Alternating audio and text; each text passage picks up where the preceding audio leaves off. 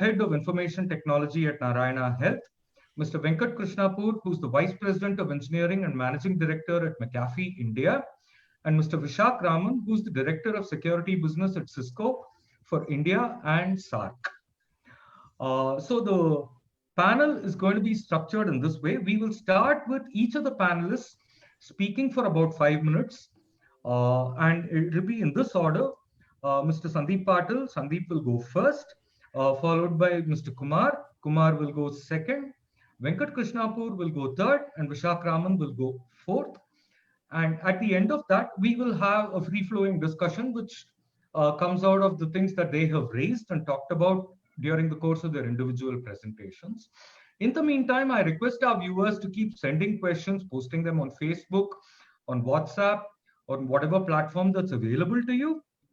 And we will be fed those questions, and those relevant questions will be posed to the panelists as the discussion progresses.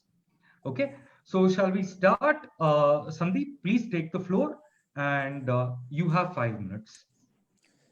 Thank you, Mr. Narayana, and a very good morning to all of you. First of all, I would like to thank the Times of India group and all associated with this program for having invited me for this panel discussion. And as we all know that today, I think cybersecurity is a very, very extremely important and a pertinent and a relevant topic. So I think it's an extremely relevant topic that has been added in this whole week course. Yesterday, when I was just thinking about what I should share, so I was just thinking about my college days when I had given a talk on technology, whether it is a boon or a bane. And this was perhaps more than around 16 years back. So I think that question still is hitting all of us because of what we are seeing in the last couple of years. The internet, what started, I think, as just a medium of communication or sharing of information, today it has exponentially grown, and it has affected, I think, every sphere of our life, and more importantly, the economy and everything associated to it. As we move towards digitized economy, there are a lot of challenges also which we need to gear up to. And as I speak, and what we have seen, the crime statistics of the last couple of years, I think the next biggest threat is the cyber crime or the cyber threat. The next biggest challenge that our society or as a department we will face is from these cyber criminals. And the biggest challenge, I would say, is the cyber offenders. They keep innovating themselves. They do a particular kind of an offense. Maybe after a few months, then we suddenly see that something else they have started to do. So they keep innovating themselves, and not like the traditional offenders who keep doing the same thing, the same kind of MO. They have the same modus operandi of doing their offenses. Here, every day is a challenge because we keep coming up with certain new kind of innovative ways of the offense. For instance, maybe what started off just sending a few virus attacks on computers, for which there was anti-virus software that was built. Then subsequently, over the years, we had hacking, for which there is firewall and other kind of technology. Nowadays, we are seeing a different kind of attacks, phishing attacks, then cheating done through internet. We have something called as social engineering. So all these different kind of offenses are coming to light, and it has affected not only big companies, because when we talk about cyber threat or cyber thing, generally we may think big data theft from big companies or big international institutions. But today, cyber offense is affecting every individual. However big, however small he is, it is affecting him. And we are seeing that in the cases that are being registered. So I think today there cannot be any denial that cyber offense is there, and anyone can be a target of that. And we have seen offenses where they siphon out few thousands of rupees to crores of rupees. So as I said, it is going to affect each and everyone, and we need to change our attitudes. We need to change our habits when we are dealing in the cyber world. What precautions we take generally in our physical world. For example, when we are going out of the house, we lock the house, and we have simple precaution measures we take. Similar kind of precautions we need to take in the cyber world also. And what are the offenses? Like if I just throw up some statistics of the last 3 years.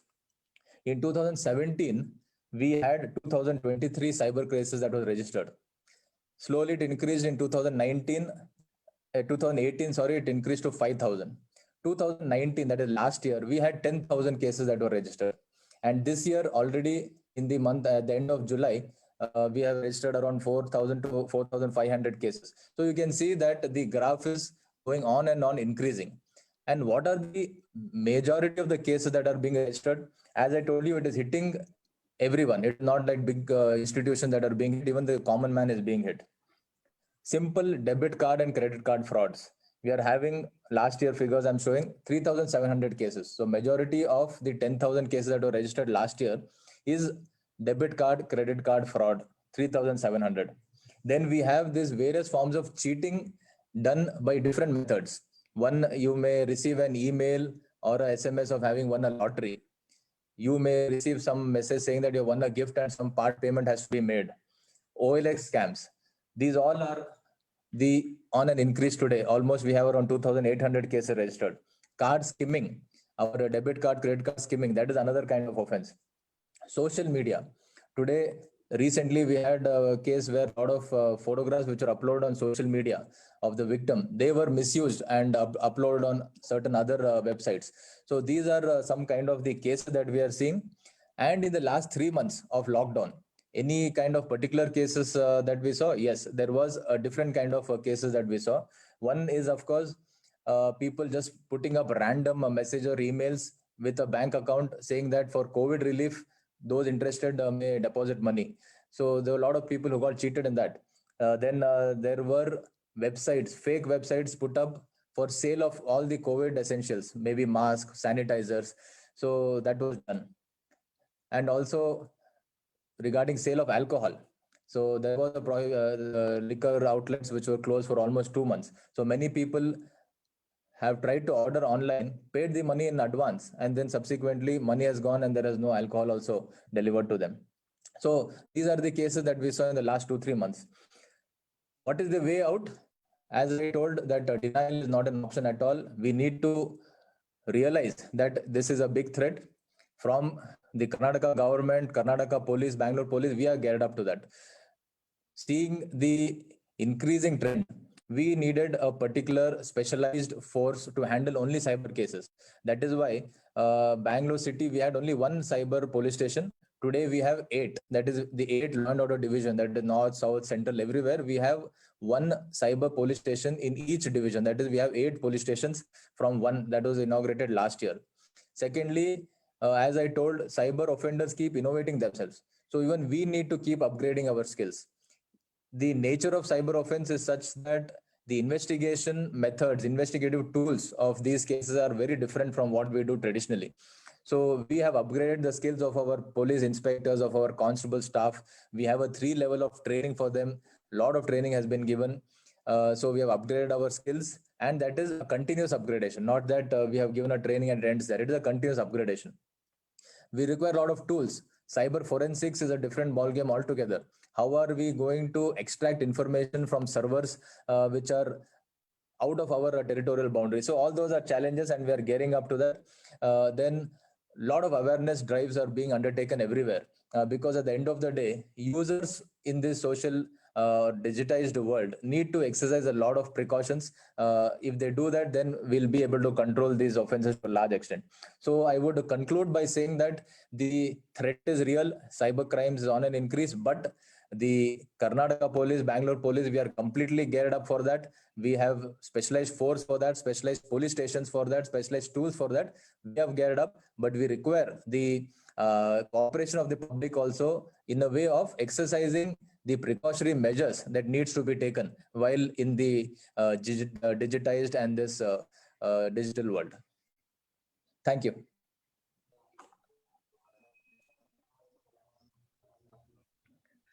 Thank you very much, Mr. Patil. And once again, welcome to, for our latecomers, welcome to the Times of India Reboot Karnataka Conclave, supported by Karnataka Udyog Mitra, our banking partner SBI, and our investment partner Scripbox. And now I'd ask Mr. Kumar KV, who is the director of IT, a group head of IT at Narayana Hospitals, to speak about the challenges that they face, especially since they are responsible for sensitive information, both medical and financial, and the kind of investments that they make in security. Mr. Kumar, please take the floor.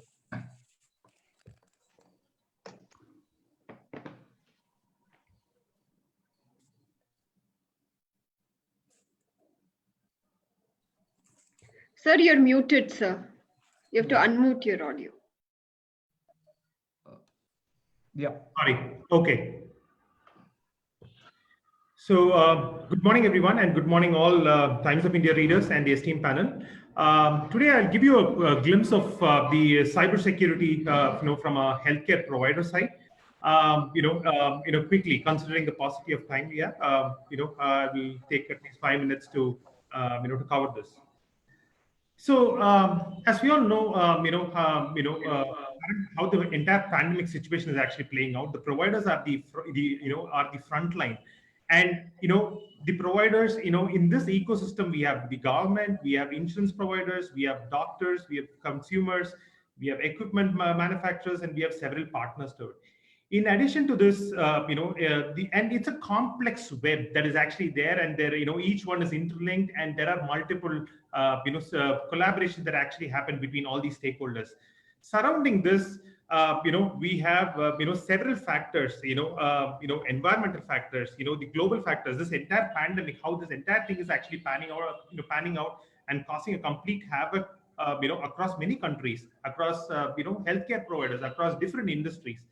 Causing economic issues. It poses a tough challenge from a regulation standpoint, legal standpoint, geopolitical standpoint, technology and social culture. So there are multiple factors which basically,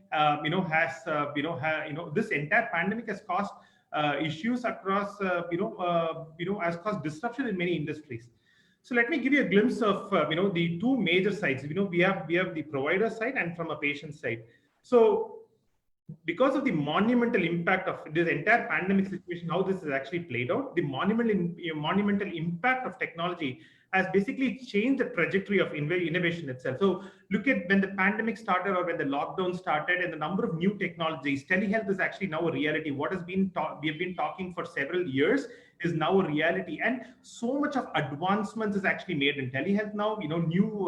So that patients can get in touch with their doctors.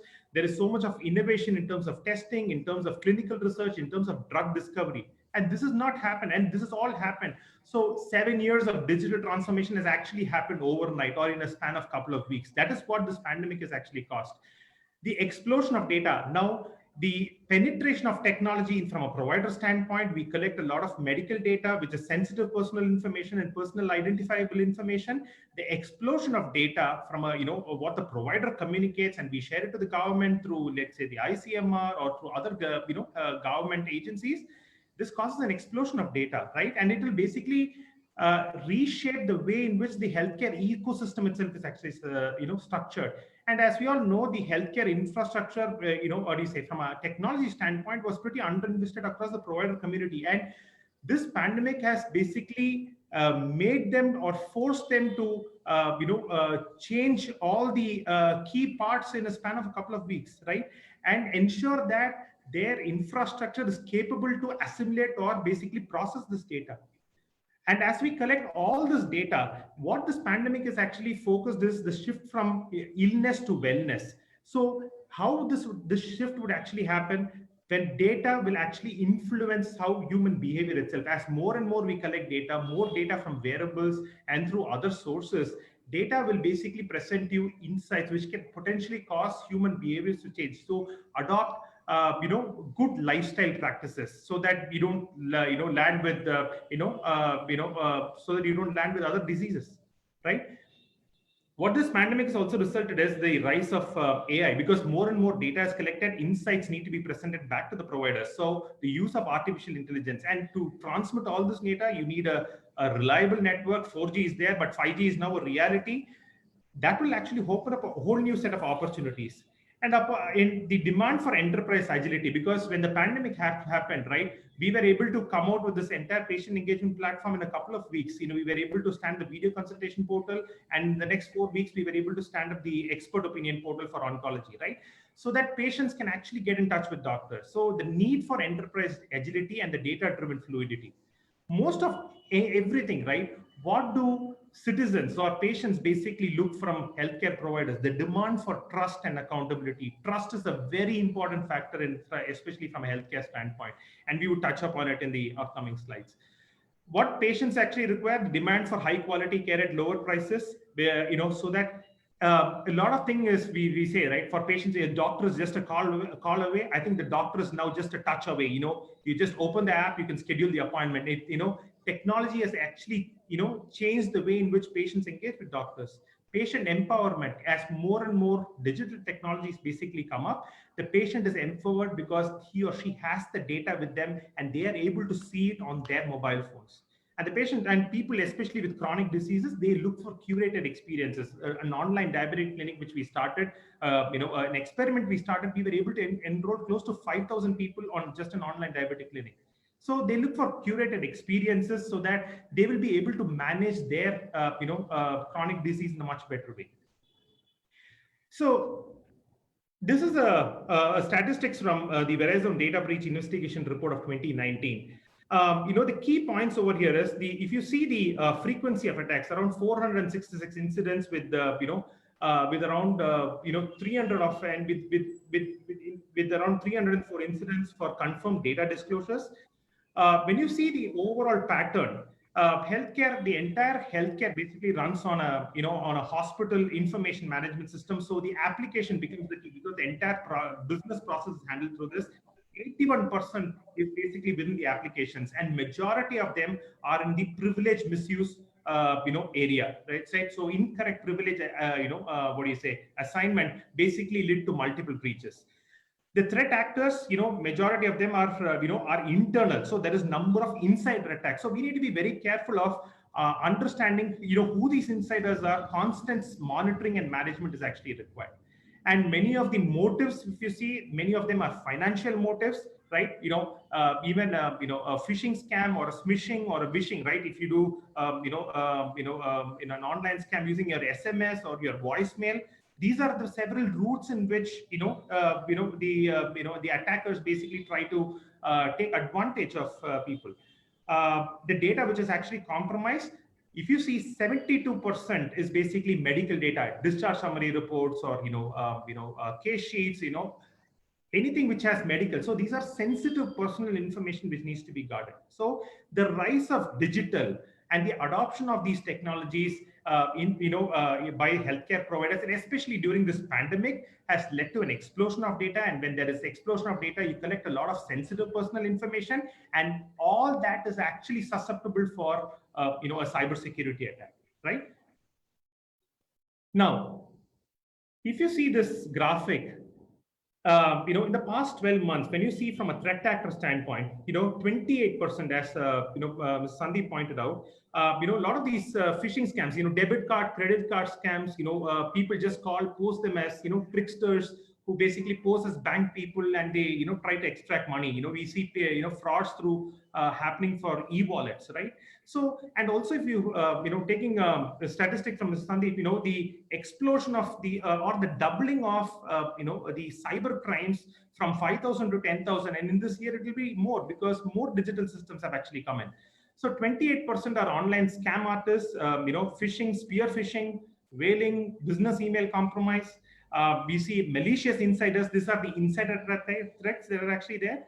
And also negligent insiders, well-meaning, but they basically hand over their credentials, which basically can lead to compromise, right? So these are some of the key, areas in which healthcare providers we are very vigilant about, and we have ensured that we have the right monitoring and management in place to address these challenges.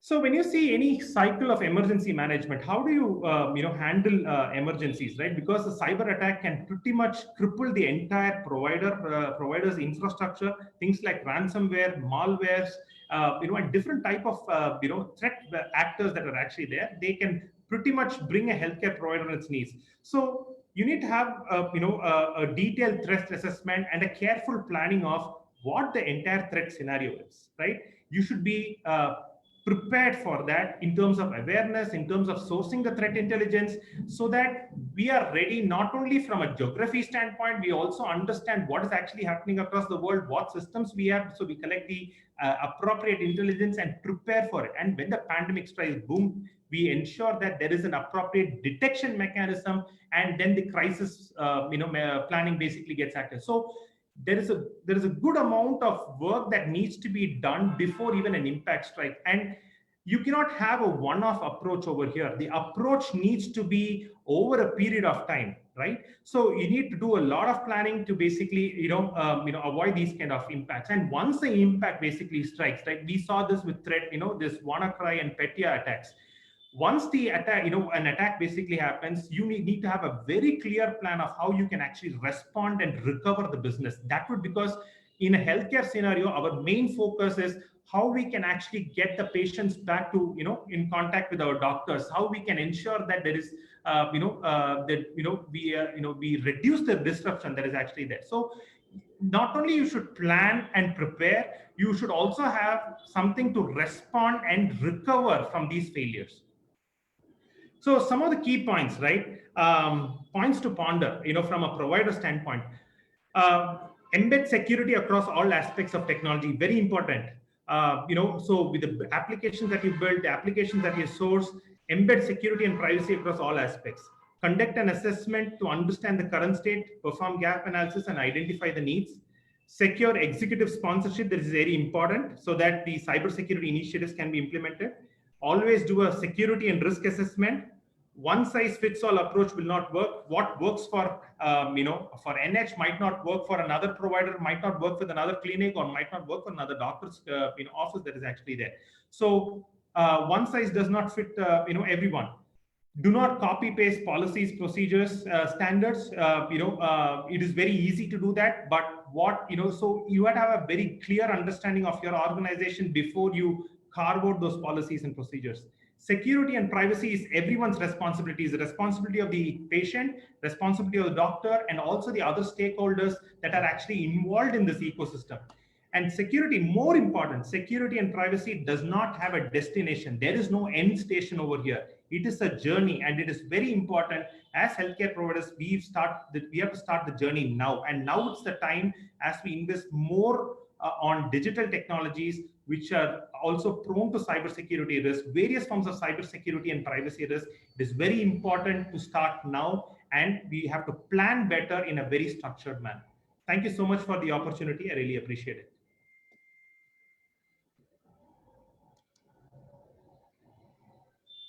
Narayana, you're muted. Yeah. Thank you, Mr. Kumar. And okay, so I was assuming that Venkat would be taking it up next, but I mean, I'm quite fine either way. Gentlemen, I would ask you to please be conscious of time here, because we've already like 20 minutes into the panel, and only half the speakers have spoken. So, and I'm sorry that the onus has to fall on you and Mr. Raman. So, gentlemen, I would just request you to be conscious of the time and keep it concise. Venkat, will you go on? Will you take over?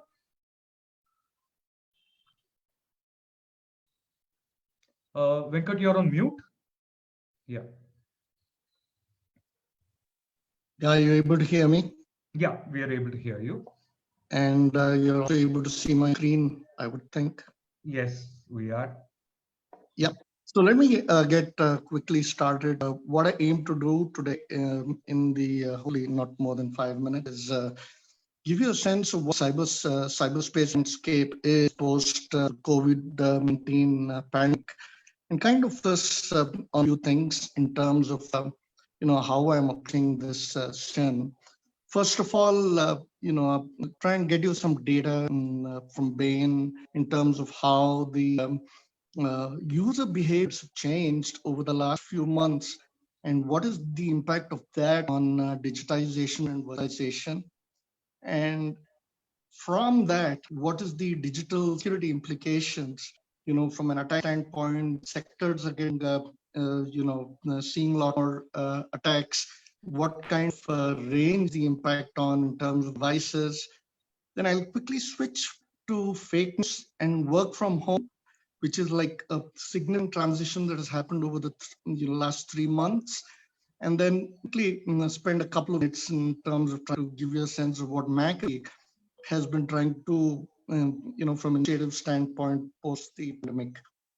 So let me quickly give you a sense of, what happened because of the COVID-19 situation.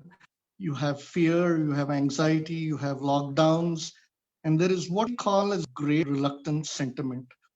And this is a survey that was conducted just very recently, just 2 weeks ago by Bain for McAfee. And we were looking at, what are the user behaviors that we're seeing that has changed pandemic. And the questions that were asked were around medical appointment, financial appointment, etc. And where and what is the confidence level people have. So 15% of the people are not comfortable doing a medical appointment. Financial appointment, 27% are not comfortable. When you're talking about contact with people outside, 46% are not very comfortable. 60% are not comfortable doing flights. Large social gatherings, it's about the same number. And when you think about public transportation, we're really looking at over 60% of people not being comfortable at all. This whole trust factor has affected touch, it has affected transport, and it has affected the throng of people. Complete shift in terms of how people are thinking about how they lead lives. And when you look at the chart, you're also seeing how things have changed, even in countries where the panic has not been significant, Finland, Singapore, New Zealand, and Australia. We are not seeing a significant update in the normal behavior of the return before the pandemic. I quickly switch over to what has that actually resulted in from a digital standpoint.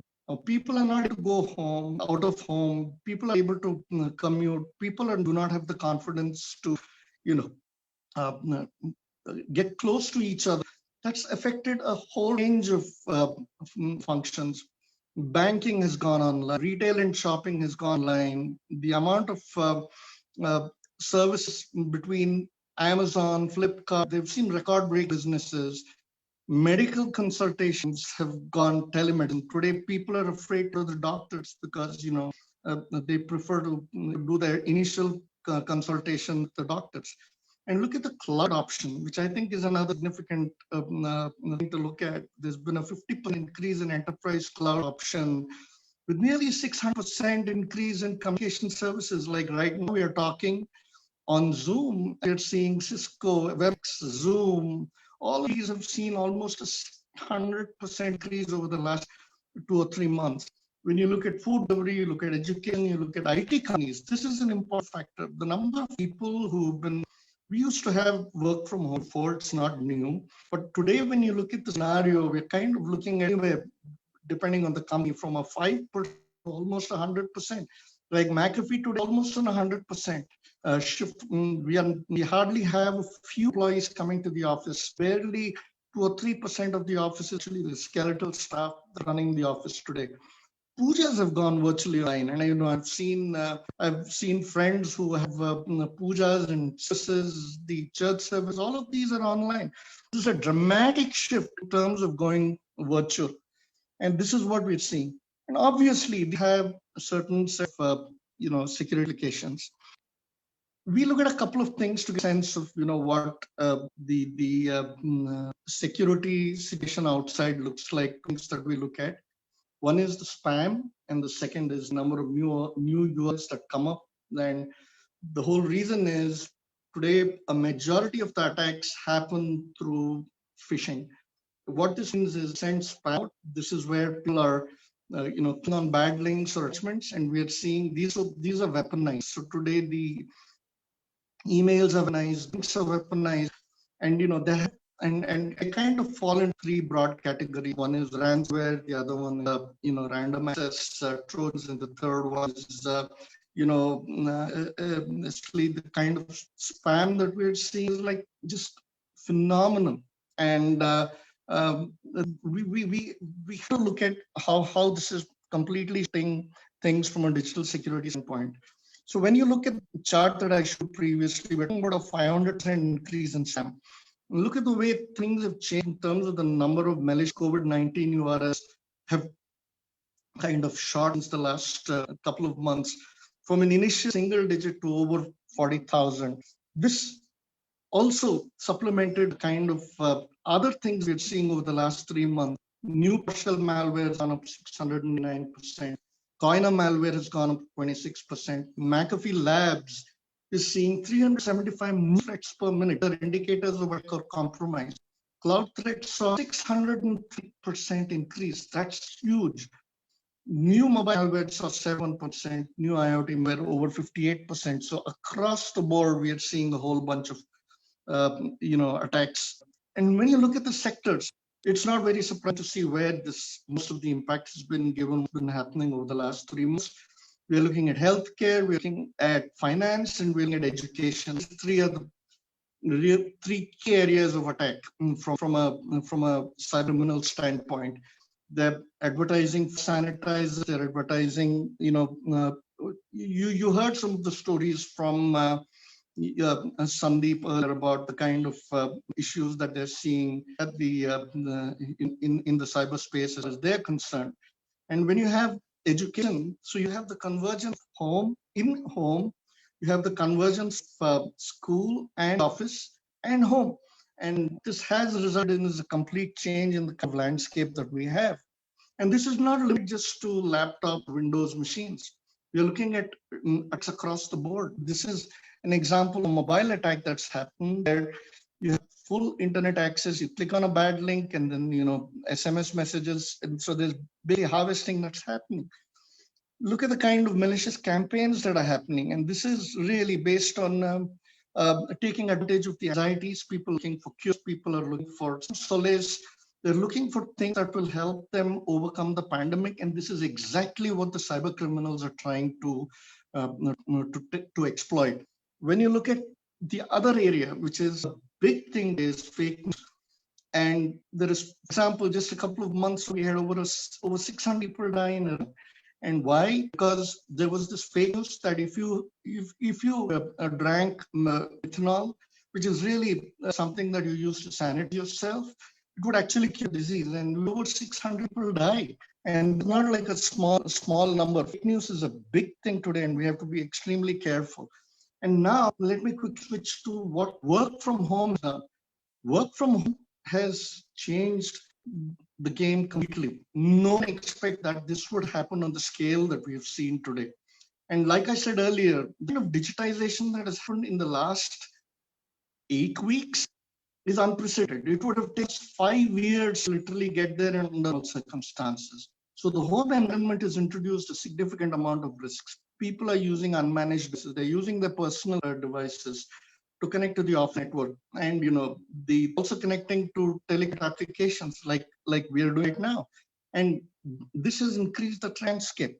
And when you look at how this actually impacts all of us, it's you have to make sure that you're looking at security end to end. You're looking at security from an endpoint customer standpoint. You're also looking at it from a cost standpoint. You got to make sure that they're rock solid. And unless you do that, today's vulnerabilities are far more than what you would imagine 3 months before. And what have we been trying to do over the last 3 months from a pandemic standpoint? And what kind of initiatives are we taking? So for us, McAfee, digital security is not just a business, it's our mission. For us, it's really about protecting, millions of people, their digital assets and their digital lives. And this is not new for us, but then we've had to do a few extra things. When you look at how things have changed over the last 3 months, its primary focus really on educating home users. We have a dedicated website now for home users, which is like for home, from home. And this is essentially how do you stay safe? This is for parents, the children. And on the cart side, we have customized a number of work from home packages. So it's all about using best and the latest and the great technologies that we have that uses endpoint protection, that uses end detection and response, uses artificial intelligence in the cloud. It's about unified cloud edge. It's about using CASB because people are connecting directly to the cloud. It's a whole range of things that we're looking at. So between the customers and also the consumer customers, we've tried to, it's really about educating and customizing what we already have, which already scales into a large degree because of the business that we are in. It's really about customizing these things, making it a little easier from a, look at it based on the kind of attacks we see here. And finally, we also have what is a global dashboard, and this is free. So you can go to this link that you see here, and you can look at the dashboard. Call it like the John Hopkins dashboard of COVID-19 in the digital space, if you will.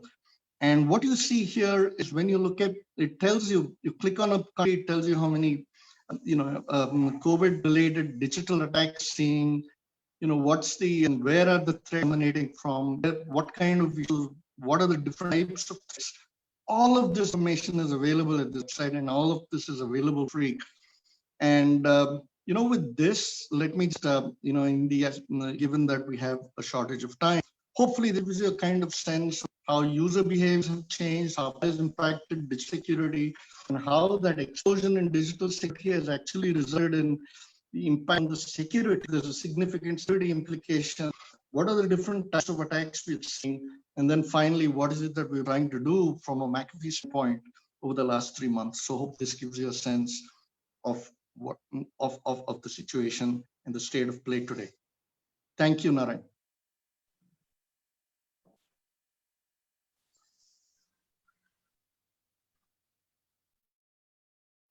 Narayana, please unmute yourself. Yeah, sorry. Thank you, Venkat. That was Venkat Krishnapur, who is the VP of Engineering and Managing Director of McAfee, which is what I found it's pronounced today. And now I hand it over to Mr. Vishak Raman, who is from Cisco and who is the Director of Security there, Security System Solutions. And please, Vishak, you have the floor. Thank you. I hope my audio is it's very clear. Yeah. And are you able to see my screen? Yes. It's still on McAfee initiatives right now, but I think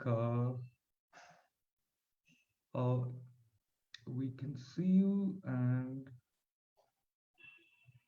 no, we're not able to see your screen. Okay, I'm going ahead. Yeah. Just confirm if you're able to see the screen. Yeah, now we are able to see your screen. Okay, thank you. I'll kind of not, first of all, thank you, Mr. Sandeep, Kumar, and Venkat, in fact, of setting the perfect stage of what's happening on the macro, on the cyber economic side, and what we should be doing. But probably I'll spend a little bit more time not going through the statistics, but more what are the remediations, what we can do as a common man, but also as an enterprise. So my focus would be more of the solution approach towards that. We all know traditionally business have been done during an on-premise where you have layers of security, firewall, intrusion prevention, all of that.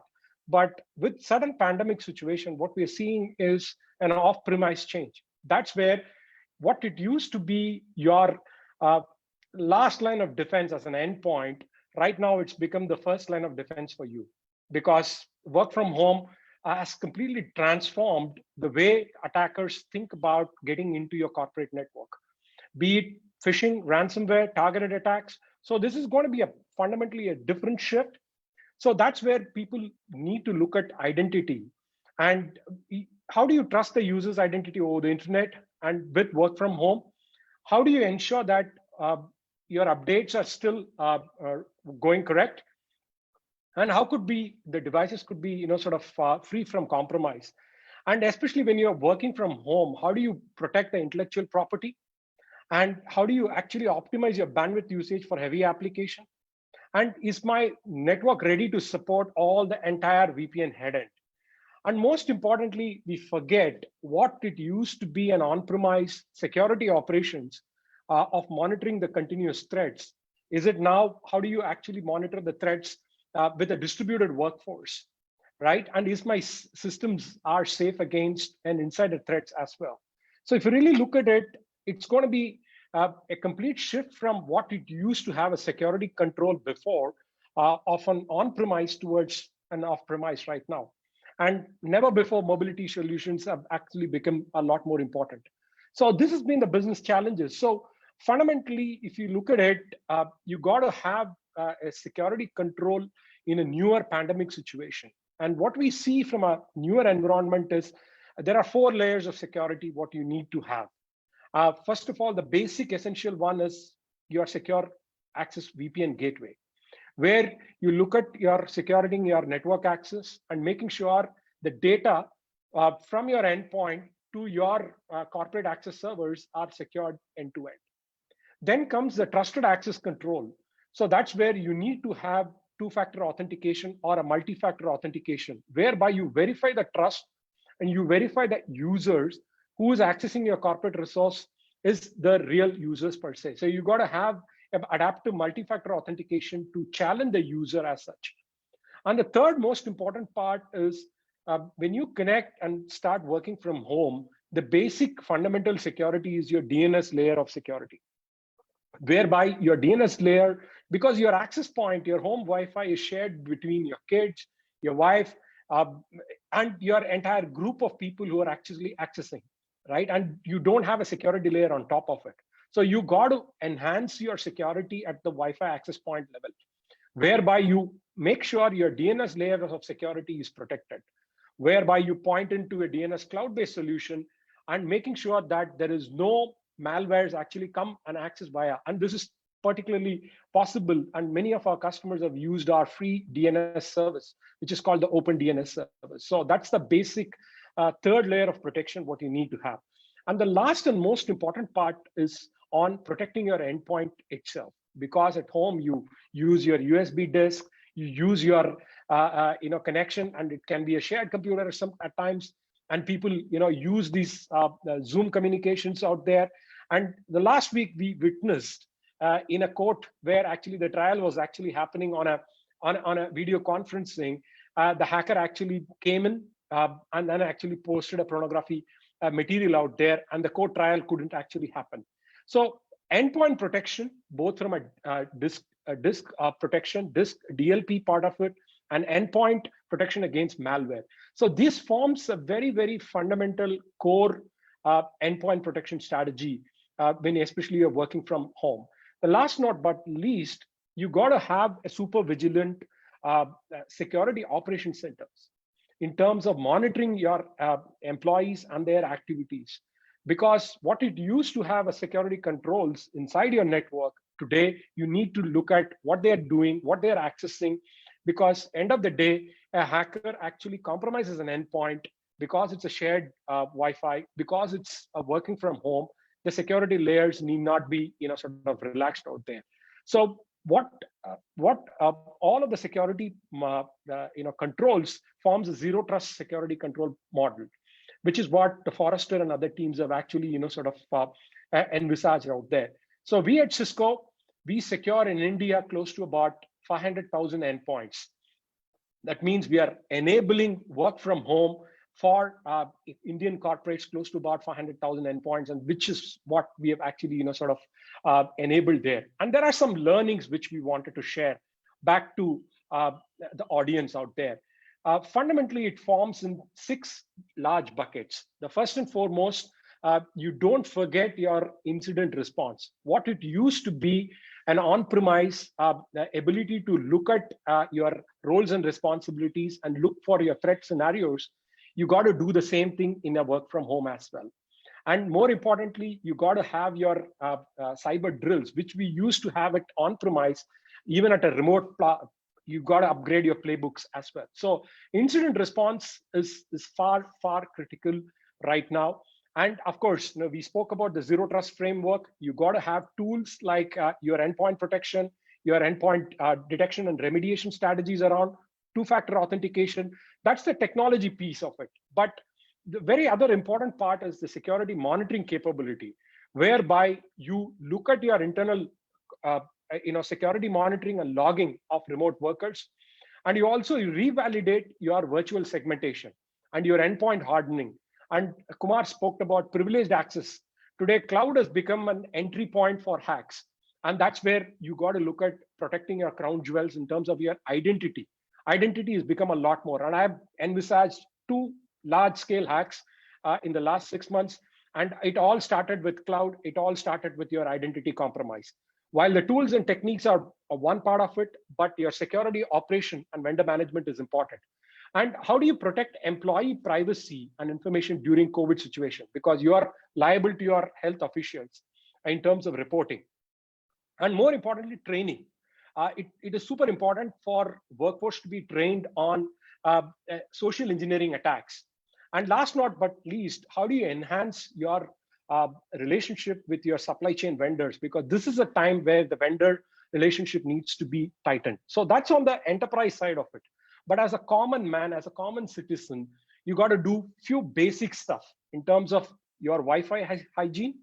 Second, your updation of your endpoint, be it your phone, your laptops. And whenever you're doing a banking transaction, go to that website, double click whether it is a secured HTTPS access, where you cross-check your HTTPS certificate from an end user point of view. So if you look at the basic hygiene of desktop, mobile, your USBs, your Wi-Fi access point, I think end corporate citizens can be, continue their work from home strategy per se.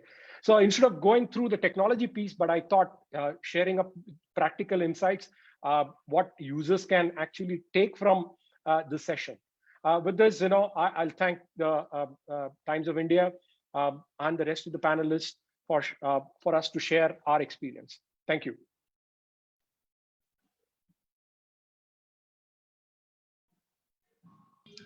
Thank you, Vishak. Can you hear me? Yes. Yeah. Thank you for your time. And that was Vishak Raman from Cisco. We've also been getting a few questions from viewers, but I'd like to start off with a couple of questions of my own. And the first one is, of course, to Mr. Sandeep Patil. And one of the question is this: one statistic that kind of struck me when I was looking at issues with cybersecurity is that a majority, in fact, it's like believed to be only 0.05% of cyber crimes, cyber criminals are arrested and prosecuted.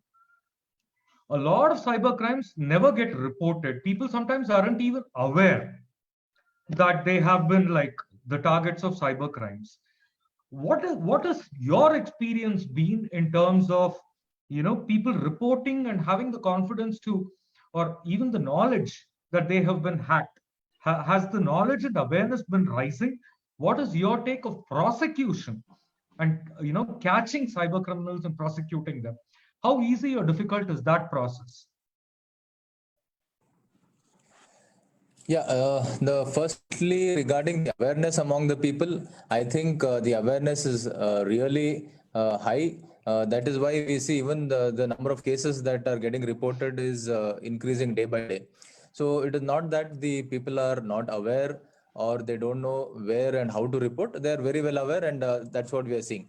And since today a person doesn't have to actually go to the police station and give his complaint, he can even bring it to our notice through various forms of social media, be it Facebook, Twitter, email, and we take adequate whatever measures have to be taken, that we are taking.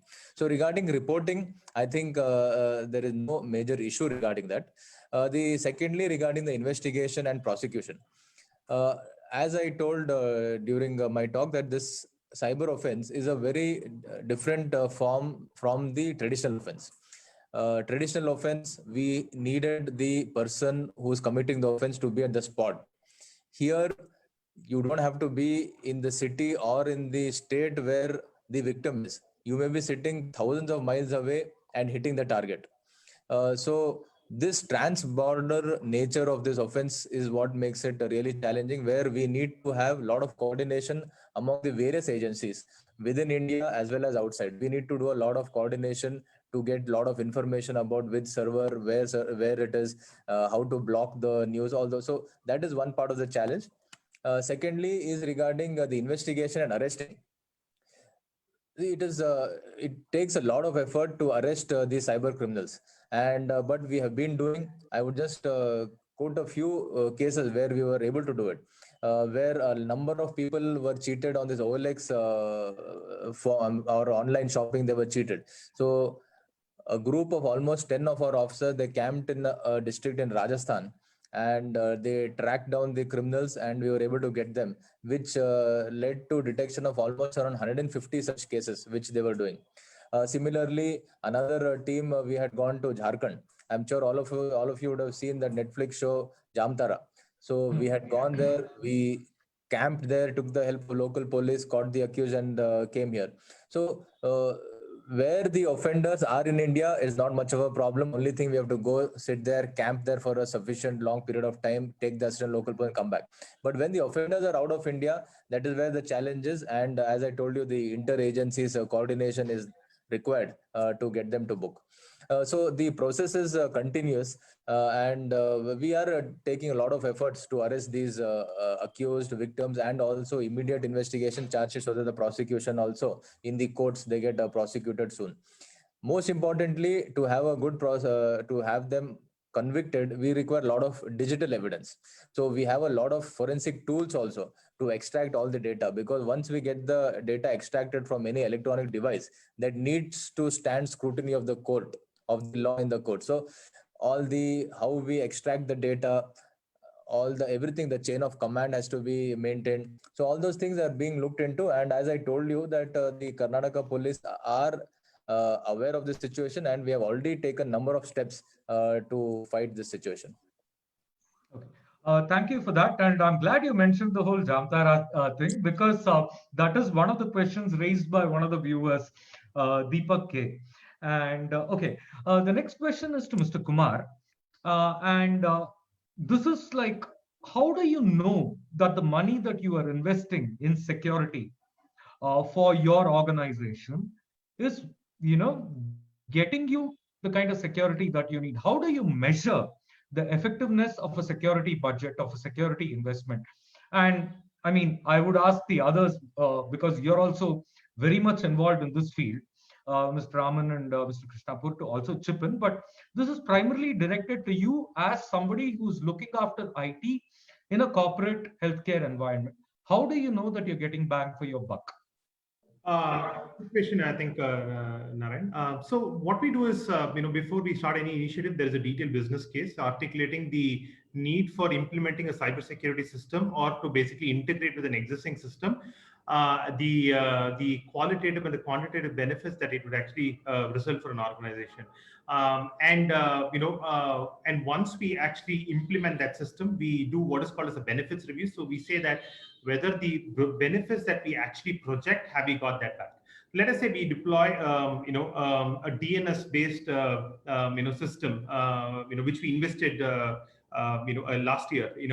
We were able to block around, 99.99% of, malwares, crypto mining, Bitcoin attack, Bitcoin miners, or crypto jacking, or phishing attacks that are actually there, right? So when you implement a system, the provider, and when you implement and integrate with your other, core infrastructure systems that are actually there, and the data that you actually get out of it, you need to create relevant dashboards. And when these dashboards are actually there, they would show what were the attacks that were actually unleashed against the provider, and how these systems basically stood in front and basically protected the organization. So if you're able to thwart 99.99% of the malware attacks, that means that the investment that we've actually made and the integrations that we've actually done by the other systems had really worked. So number of security incidents in a given year, right?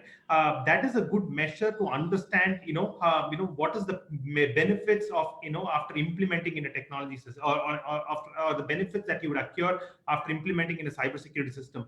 The awareness and the training that you do for your employees, right? If you see a reduction of the privilege misuse, that are actually there. If you basically ensure that segregation of duties, when people who are actually like nurses and paramedics who are actually handling, if those statistics, have gone down, that means that the systems, the process, and the standards that you have actually adopted is really working well. So you have something like we have something like a governance risk and monitoring tool, where we track these incidents reported from an audit standpoint, reported by our own systems, take these, ensures that these are remediated and so that they don't appear again. So that's the way in which we monitor the overall benefits that we actually accrue after implementing a cybersecurity system or and the related processes. Just to add to what Mr. Kumar said, one of the things what we do in terms of whenever a customer wants to invest on a technology, if you really look at security has been a 20-year journey or 25 years of journey. Earlier, we had an antivirus problem, we bought an antivirus product. Then we had a firewall, we got a firewall problem. Then an IPS. So today, the security has become a slew of investments. So what has happened in the enterprise scenario is we've started creating a zoo of array of products, which they don't talk to each other. They don't actually give you the visibility. They don't give you a threat dashboard per se. So when we go and tell to customer in terms of spending of investment, we clearly say, how do you actually look at a unified threat dashboard? How do you have an architectural approach where you don't do this console hopping? And today, the biggest problem in security is a number of alerts what people can handle, right? So we look at technology simplification. We look at a unified threat dashboard. We look at enhancing the security operations. And then we actually give data in terms of cost savings back to our customers. And that's how we approach in terms of giving that bang for the buck, return on the investment. What do you ask for, Venkat? Thank you, Vishak. Okay, I had a couple of other questions, but since the questions from our viewers are pouring in, I think we'll have to give them priority. And this one is for you and Venkat here. And it's a question from Sushant, who's asking, how can an engineering graduate build a career in cybersecurity? And this is open to both of you. Yeah, let me take that. Cisco is a huge training machinery. If you look at our NetAcad program, we've trained more than 1 million, people to get their CCNA, CCNP certification per se, and we have started that for cybersecurity. So definitely, it's the right path as the security landscape becomes a lot more complex. At Cisco, we believe in creating that cyber skilled workforce, because getting a skilled workforce in cybersecurity is a lot more challenging than the technology part of it, because technology does exist. So it's a big motion for us in terms of enhancing the Indian cyber trained people. So we can, Sushant, please connect back with us. We'll sort of help you in putting us through one of our academic program for cybersecurity specifically. The second part, what Cisco also has done is we have invested something called Cyber Range, where we train our customers, where it is like a flight simulator, where we help practitioners to go through the real life examples in a simulated environment. So what do you do? How do you react when your Petya hits you or a WannaCry hits you? So getting the real life experience is something which we have done, and we have trained the banking professionals, we have trained the army, we have trained some of those cert people as well. So that's a big investment what Cisco India has actually made in terms of cyber range. So both the opportunities are available there for you, Sushant. Glad to get connected back to you. Right. Venkat, do you have anything to add? Be able to also add Narayan to your question. When are you able to hear me? I just want to make sure I also add to what was just said. We can hear you, and please go ahead. Yeah. I think from a McAfee standpoint, we realize that it's extremely critical from a cyber security standpoint to have the right people who are trained, know how to work in this environment, which is actually pretty complex. So we've been working with CISEC Karnataka over the last few months.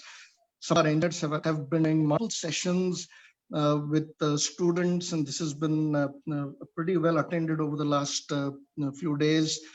We concluded the first set of seminar just about a week or a couple of weeks back, and we covered an entire range right from the network, the cloud, and these run our own engineers who are working here in the McAfee Center. We have a very large strength.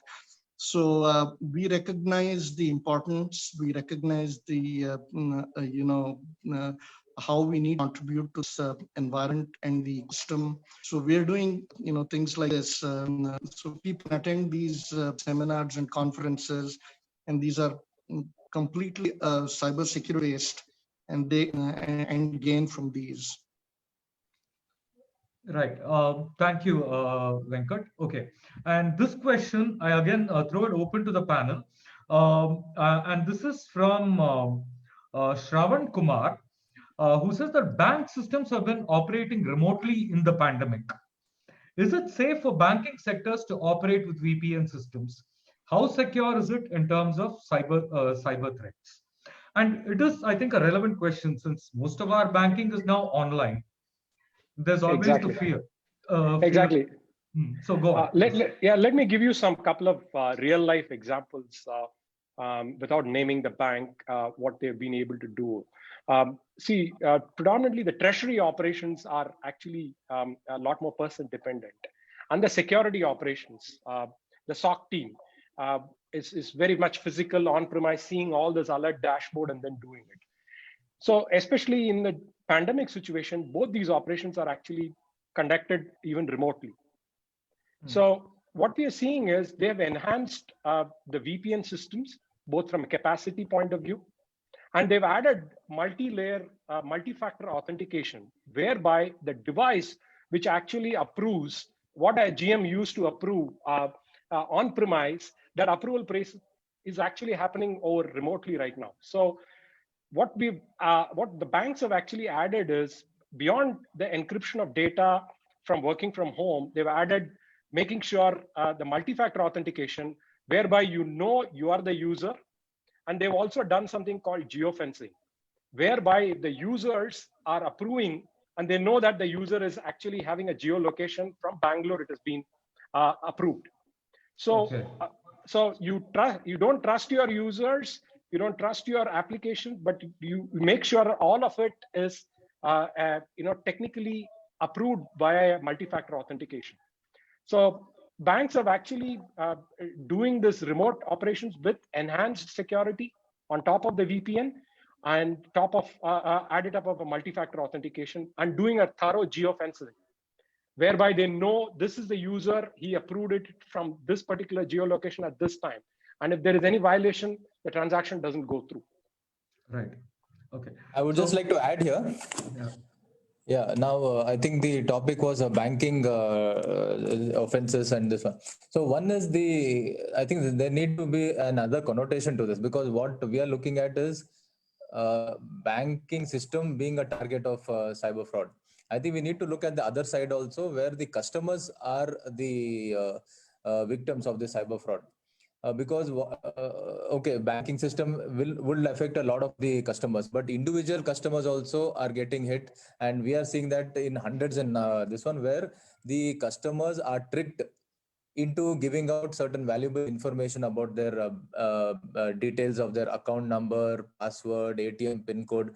So here the people are getting cheated from thousands of rupees to lakhs of rupees. That also is a very big concern for us from the law enforcement agencies, where the customers are getting lured, cheated, and they're sharing their personal details. So this, of course, only through awareness, because people should realize certain things, mails they get or certain phone calls may be just too good to be true, too odd to be true, because you get a lottery, you won some 1 crore and you have to give 20,000 processing fee. People are just putting that money without even thinking twice whether it is true or not. So some amount of thinking and precautions by the people also can avoid such frauds.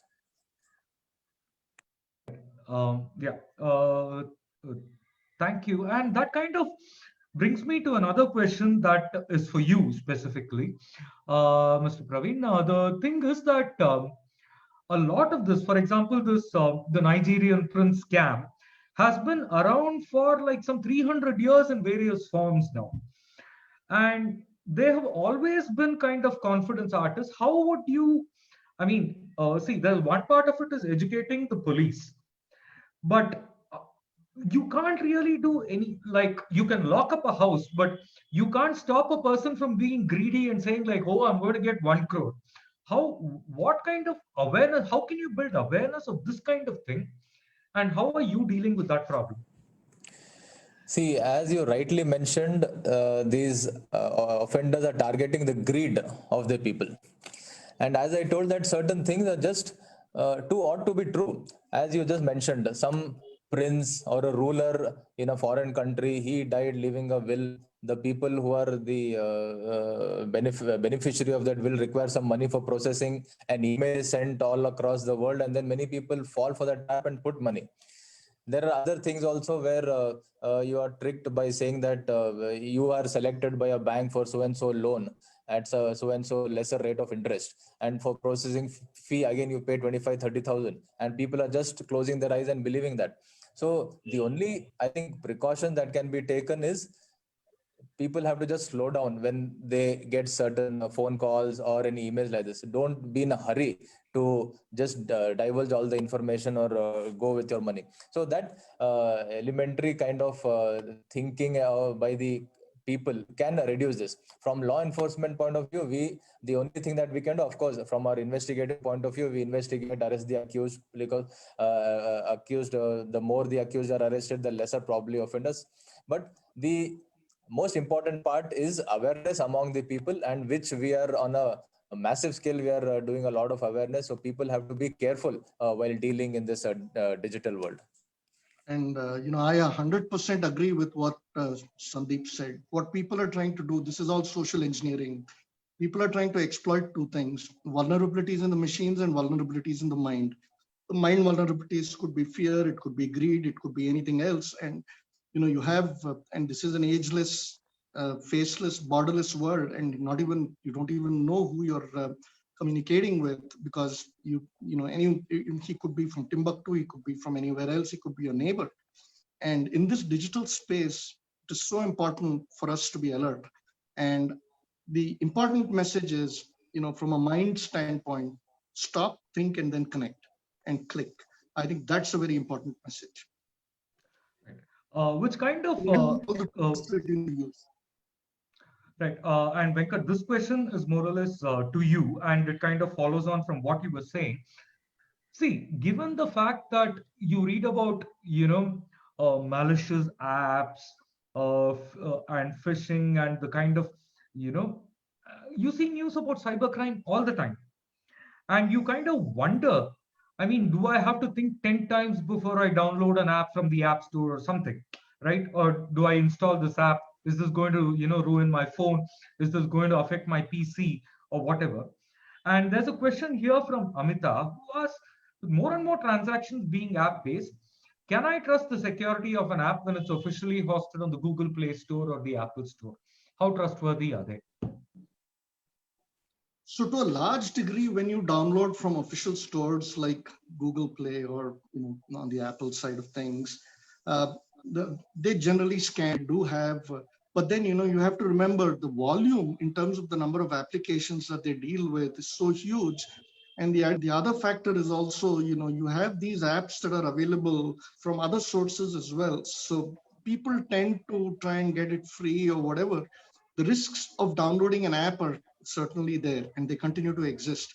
While it is definitely a lot safer to download it from a Google Play or from any of the other official stores, you have to remember that they could be vulnerable as well. So what is important is you need to have, device protection on all endpoints. It could be your cell phone, it could be your laptop, it could be your iPad, it could be whatever. So you need tools to help you determine whether something is malicious, whether this application is bad, whether this this is trying to do something it should not. So which is why one thing is the alertness in terms of how you need to be alert and look out for these things. In terms of the behaviors that you might suddenly see that are different, it's suddenly trying to access some information which it should not. Apart from the mind alertness, you need to have tools. You need to have security for sure across all devices. And it doesn't matter which operating system it is. Every device, you're vulnerable on every device. So you need tools to help you. At 375 threats per minute, it's impossible for the human mind to determine whether something is good or bad. So it's a combination of the alertness and the tools that you need that'll help you try and stay safe as much as you can possibly be. Right. Thank Nothing you, is Venkat. foolproof, but I have a higher Yeah. chance of being a lot safer. Right. Fair enough. Between these two. Right. Can we take, I mean, I'm absolutely getting flooded by questions here. So is it okay if we take, about 10 more minutes? Are you guys okay? Yeah, I'm okay. Okay. So the next question, and this one is for Sandeep again. See, and this is from a Dr. Murthy, and this is more regulatory. So I'm posing it to you, but if any of you guys can chip in, I'll be grateful. And Dr. Murthy says that my number was tracked by insurance provider even after repeatedly mentioned. Clearly, my IMEI data and other personal data are open. Are there any regulations to prevent this? Obviously, he's been getting spammed, Yeah. and it's not, I mean, is there any kind of regulation that can help him take action against the spammers? See, one is there are a lot of regulations for the service providers. All the mobile service providers, there are a lot of regulation. They cannot share a lot of information which is confidential to them and their users, that are the customers. But I think what the fraudsters do, which we have noticed in many cases, they randomly just make a 10-digit number and they can't call. And many a times it is actually some phone number, somebody's phone number, and then they get connected and they start their fraud. So I think in more cases, this is what is happening, where randomly they are trying out some numbers and which is a proper genuine number. IMEI definitely is a very confidential thing. IMEI, a third party can never know. Only probably if you know how to take out IMEI from your mobile number, only probably you will know it. Otherwise, IMEI, the actual service providers may not be having, but the the mobile company, they will have the IMEI number. But of course, that is confidential. Not many can get access to that. And to play a fraud, you don't need the IMEI number. What is required is only your mobile number, SIM card number. That is more than enough for them to play the fraud. So in addition to what Mr. Sandeep said is, from a mobile number standpoint, from a regular citizen can, let's say if I go and look out for an insurance policy and basically provide these details, the phone number basically gets recorded in their respective CRM systems, and then the data sharing basically happens, which goes into the hands of many other providers in that chain. So there is an upcoming, regulation which is actually in the parliamentary committee now, the Personal Data Protection Bill of 2019, which basically will regulate, which basically places stringent controls on data privacy, and ensures that the citizens' data is actually protected. Whether it's personal identifiable information or sensitive personal information, the government is going to bring in stringent laws to clamp down on such misuse of citizen data. Right. Thank you, Kumar. Okay, here's another question, and again, this is to Vishak, who seems to be very popular today. And this is about router security. The question is that there are a lot of tools like McAfee and other antiviruses that people run on their machines, but routers are often ignored, and people don't even update their router firmware once it's installed. So what needs to be done? What kind of tools are available, and how do you know if your router is up to date? How do you know if it is secure? Yeah, if you look at it, the first and foremost today, to any hack to happen, you need to have a victim, a motive, and an opportunity, right? And if I don't know how many of you heard about Mirai bot, which actually exploited the device vulnerability. And took a root access and then started a DDoS attacks back on to the multiple device. So your router is a device which is going to help you to connect back to the gateway. So inherently, the router has its security built in at an iOS level as well. So one is to add more layers on top of it, which is through a VPN or with a stronger encryption. And second, from a router updates point of view, most of the routers can do a self-update in terms of whatever the newest, latest patches which can actually come in there. So you got to be watchful. If you're an enterprise class company, look at any of those CVEs or any of your cert vulnerabilities which has been published for the device. So one is your security operations needs to be enhanced to get those updates if you're running a previous version per se. And second, if you want to configure your routers in such a way that you make sure the auto updates is pushed back into the routers, then you are a lot better. And second, improve your router management skills in terms of your centralized reporting. It's a very important device for your gateway point of view. And plus, what Cisco adds up is within the router, you can add security layers like DNS security on top of it. So whereby the people who are behind the routers, we will be able to track from their DNS calling point of view. So for example, let's say if you are using a Meraki router from Cisco, it has a default bundle of DNS security, which can be added as a license back to it. So there are layers which you can add. On top of it, you can look at your security operations from a router's point of view, and also the operations point of view from an update. This is a three-prong approach. What you can make sure that your router, and more importantly, credentials of your router access, your admins, your privilege access, what you do for your troubleshooting, that is protected. So that your third-party vendor whom you give as a remote access, it is after the maintenance is done, you change the password. So it is more about the hygiene of how you do your router management as such. I hope it answers your question. Right. Thank you. Well, so far it seems to have been pretty comprehensive, and there's also a question about router tools, and which are available for free, because I think we have an issue with paying for too much. But okay, and this one is to Venkat again. And here the question is that what kind of threats have you seen that are specific to India as such? Now, we've seen it from the police angle, in terms of the problems that have been reported to the police. But from the point of view of an antivirus company, are there any specific security issues or security attacks that are specific to the Indian subcontinent? Oh, absolutely. And when you look at the data that we've been seeing in terms of where the source IP are and where the attacks have been emanating, India is actually the number 4 country where these attacks have started. And you have China and Russia and Iran, in that kind of order. So the kind of attacks we are seeing are kind of very similar to what's happening globally. But there are certainly a bunch of IP addresses that are happening, emanating from here.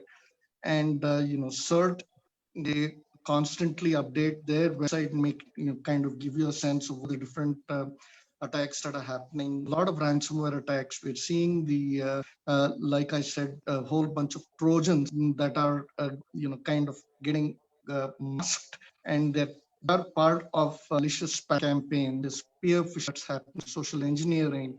So all of these are common even in India. And are there very unique threats that we're seeing that are different from the rest of the world? My response would be probably not. They're kind of mirroring pretty much more or less everything else that's going on in the the other part of the world. But we are definitely seeing a whole bunch of IPs in different parts of India that are looking at are potentially malicious things. So, which will take me to my next question, which is again to Sandeep. If there is common knowledge that a certain set of IPs are involved in illegal activity, how easy or difficult is it to you can track the IP to a physical location and probably to a company, and then how easy or difficult is it, both legally and practically, to catch these guys from their IPs? See, so far in our experience of investigating these cases, so it's been a very mixed experience. In certain cases, we were successful in nabbing the accused wherever he was, And during not taking much time, in a short period of time, we were able to track the IP address, the person who used it, and physically pinpoint who that person was. Whereas in other cases, in spite of a lot of investigation, because of certain technical issues or because of transnational issues, we weren't able to go to the extent of, like, we know that one person has done it, but to actually physical get custody of that person requires a lot of procedures, and that takes sufficient time. So as I told, it's a mixed bag, and a lot of cases, offenders are out of Bangalore. So it takes time. We need to travel, and due to this pandemic, there was certain even limitations of traveling and camping outside. But nevertheless, our people are investigating, and as we talk now, currently one team is in another state as of now, where because they're investigating one bank fraud case. So the process is going on. It is not very easy to investigate these cases, but having said that, I don't think it is impossible to do it also. We are just to upgrade our skills, which we are already in the process. Increase the specialized force, regular training is going on, and we have a dedicated police station only for the cybercrime. Thank you. And I think with that, I think we will have to wrap up. We've overshot our time by half an hour. And I thank you all, Sandeep Patil, Joint Commissioner of Police. Thank you. Venkat Krishnapur, Vice President of Engineering and Managing Director of McAfee India. Vishak Raman, Director Security Business of Cisco of India and SAARC. And Kumar KV, Group Head, Narayana Health. And this was brought to you, this Reboot Karnataka Conclave was brought to you by Karnataka Udyog Mitra, our banking partner SBI, and our investment partner Scripbox. And once again, thank you for your time, people. I am very grateful that you've consented to join us here today, and have a good day. Thank you. Thank you. Thank you. Thank you, Narayan. Thank you, the rest of the Thank you. panelists. Thanks.